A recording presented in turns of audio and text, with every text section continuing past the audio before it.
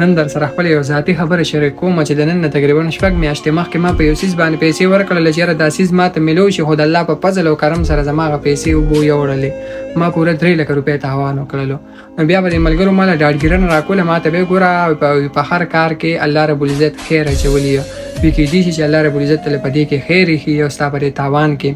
نو هغه ټایم کې خو زما دماغ کارم نه کولو، ما ورته مالې پکې بېهیري ښه خو چې ما ته دا څیز میلو شوی وي.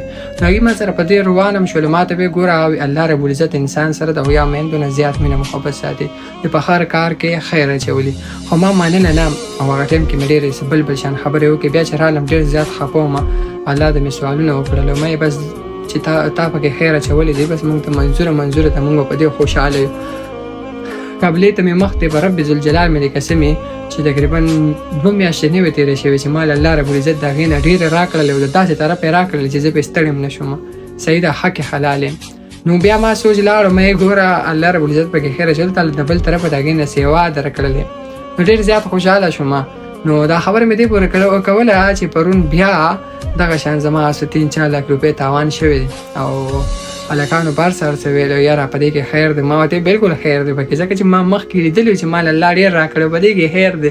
ځکه که دا څیز ما ته میلو شوی وی، زه کنډم شوی وی یا مړ شوی یا خو دا ځان له په خپله ډاډګیرنه ورکومه کې نه زړې خبرې اوس هم زما په خوله کې دي چې یا الله بس څه به وایم مننو.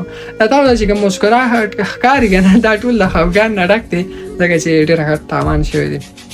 دعا کې یا ساتئ چې زړه اټک راته ونه شي، که نه زه دومره شومپړک انسان یم قسم دی که نه چې زه په دې خپل علاقه باندې دلته کې چې کوم پاتې کېم دلته کې یاد یم چې ایاز شومپړک پرومیکس دی، نه په بل لګي نه په ځان لګي، او چې ما دومره جټکه راشي نو زما دا زړه نه خو یو الله خبرې دا خلک خو ته نه خبرې کېدي ورو پورې ملنډې کوي او پلانکې او ډینګړې که نه.